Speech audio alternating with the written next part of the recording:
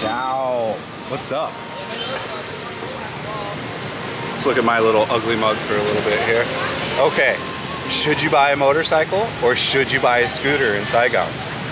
I know a lot of like motorbike guys are gonna have this thought and want to know a true good answer on this, and well, hey, I'm here to provide you with that answer. Let's look a little bit at the traffic right now, and I'll get into it and then we'll go walk around. But yeah, we're gonna talk about all kinds of stuff. We're gonna talk about sizes of motorbikes, but let me get to the, since I'm not a clickbait type guy, let's get to the answer right away. For the most part, you shouldn't buy a motorcycle, you should buy a scooter. Buy something nice. Buy a nice Honda or a nice Yamaha. I've had Yamaha, Honda, and Kawasaki's my whole life. I've never had a problem with any three of the bikes. They all perform great. I mean, heck, look, we got a R15 right across here, which is the brother of my bike. So I'm gonna answer the questions of why. Why am I choosing this angle? Why is that my opinion that, yeah, for me, I'm really happy. You know, I've been a 21 year rider of big motorcycles. I've never had anything under 600 cc's, mainly had 1000 cc's. R1 was my favorite bike. I had many different iterations of R1s. You don't need a big cc bike, for one. If you're gonna get a sports bike, get an R15 or an R3, period. I mean, they're both easily obtainable here, or an MT15 or an MT3. Either one of those are great. The R15, if you're a young guy, if you're in your 20s, you'll be fine with it. I'm older, I'm in what would be considered, I think, late 30s now. I'm 37, so for me it was an easy decision to get an MT.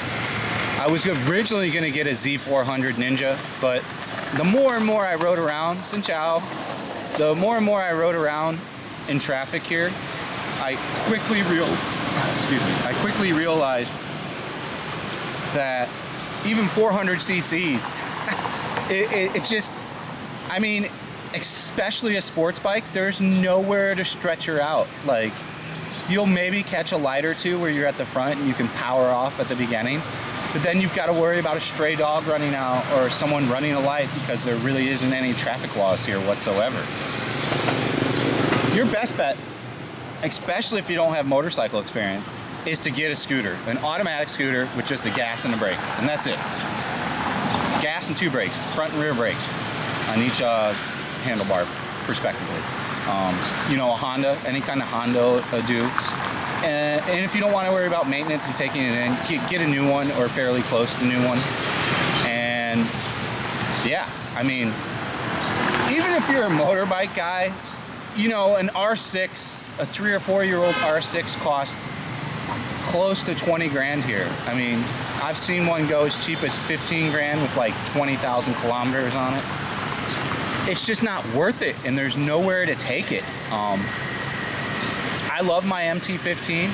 It gives me the power and speed to get off the line and get away from people if I'm in a bubble I don't like or feel comfortable in. So yeah, these are things you have to kind of consider. And the price, you're spending so much to just have big CC here, you know. An R1 costs 25, 30 grand. I've even seen some, you know, brand newer ones, 35 grand. So a Ducati, forget about it. A Ducati bigger than the 898 or whatever it is you're talking 30 to 50 grand. You know, these are crazy prices. Even a Harley, you know, the cheapest Harley you can get into is like 15, 18 grand. And there's nowhere to do it. A Harley might be more feasible if you're gonna be in like a bike crew and you're gonna go drive around and you're gonna go do, you know, long touring cruises, sure. But for the most part in Saigon, a scooter, just a simple scooter, is gonna be suffice. It's gonna do what you need it to do. Yeah. And if you want a sports bike, like Wynn's brother, he really wanted to get a Ninja 400, like a brand new one, or like a gently used. And it was like, they're like 130 to 150 to like 190 million, which you're talking like, you know, almost 8 grand, 7 grand. And you got nowhere to stretch it, nowhere to really ride it. And smartly, he took my advice. Like, I had a talk with him. I'm like, dude, where are you gonna go fast? Secondly, you've never driven anything over a 150cc scooter. It's a lot of power for, yeah, I know, like a 400 to an American is nothing, but just his R3, it scoots. It's like twice as fast as my bike. I'm gonna do a moto vlog on it. We'll do it soon, within the next week or two. And I'm gonna drive like a dickhead to show you that it's extremely dangerous to drive like a dickhead and hard to do for the most part in Saigon. You're way better off getting an automatic scooter. You know, you have the control over it. It's just easier to ride. And I'm gonna keep pushing the Yamaha products. The R15, if you want that sports bike experience. It's got an amazing transmission. It's got, you know, 18 horsepower, which sounds like nothing, and like 15 foot-pounds of torque, but it's enough. It feels fast. We got a potential hottie walking across here. Shout out. Probably be the thumbnail. Yeah, she'll be the thumbnail for sure. Love you, Lynn. I gotta call how I see it, you know? But, it's just not needed to have a big bike here. One, the cost, and you have to get a different license for it. You actually have to go and do a driver training test and actually get a higher tier license. Secondly, it draws extreme attention from police. You're flashing to get pulled over because the police automatically know when you're on a expensive bike. Oh, great, that's a great bribe for me. Let's pull him over. I'm in that pocket where, you know, I can still just have the basic license for the MT-15 and they don't pull me over. I've never been pulled over. And one, that's because I drive like a slow old man. And two, I don't have an obnoxiously loud bike and flashy. And my bike doesn't scream money, you know? So those are really, really things you have to think about when you're going to purchase a bike. Yeah, it's you know, and there's nothing wrong with driving a scooter here. Like, you know, especially if you've been a long-term motorcycle rider in America, you've got a sense of pride to where, oh, I can't get on a scooter. Scooter dork. I mean, in my hometown where I grew up, anyone that had a scooter was a scooter dork. So that's not, there's none of that kind of feeling here. It's okay, it's fine that you drive a scooter here. And it's actually more easy.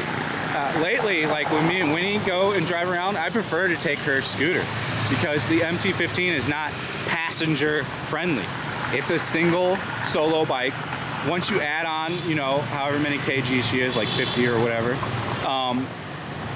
it's like half the power and it's more of a pain. It's harder to maneuver around. It's a full-size bike. It's easier with a scooter to do stuff here. It's easier to maneuver, it's easier to stop faster, which happens a lot in Saigon. There's a lot of emergency braking happening. There's a lot of, a car just decides to stop in front of you and you've got to stop right away.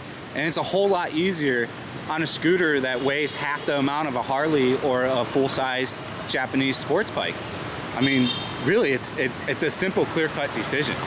For me, I do light touring on my bike. So I'll go to like Vung Tau or, you know, Mekong on it. Places that are 3 or 4 or 5 hours away. And it does good. The seat's uncomfortable, but I wouldn't want to take a scooter on those long terms. And then the other problem with that is you're worried about your high-end bike everywhere you are. You know, anywhere Xinjiao, anywhere you leave your bike, there's a big potential for theft on it. Someone could easily steal that bike. So you've got this, and there's no like retrieving the bike when it's stolen here. Like, you know, there's a vlogger in the Philippines, his expensive scooter was stolen and it was returned. That's just by sheer luck. For the most part, if your bike's stolen here, that shit's gone. And there's no like stolen insurance to get any reclaim back on it. That shit's gone. That's part of the reason why I live in a Vinholm's Golden Rivers. There's underground CCTV guarded parking at all times. So yeah, my advice to almost 80% of people, unless you're like a true motor guy like I am, like, you know, I always had fast turbo cars. I always had really fast bikes, and I always have a need for speed. And you know, me 5 years ago, I would have bought an R6 here. I would have just bought the R6 just because I was like, oh, I have to have the R6. I need that speed. But me in my 30s and mid 30s, I've learned it's smarter to be slower now in this country, especially.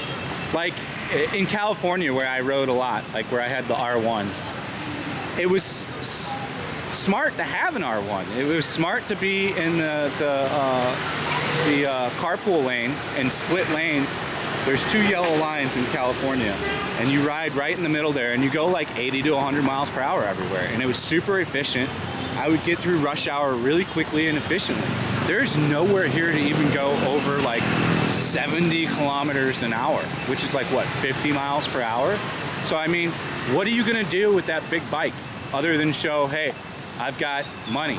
And that's not a good attention thing in Vietnam. So yeah, this is all just my opinion too. I am not the truth of the world, and I am not an expert in really anything. This is just my personal dealings and feelings and opinions on these things. So I hope you guys liked the video. Have a good day. See you on the next one. Peace out.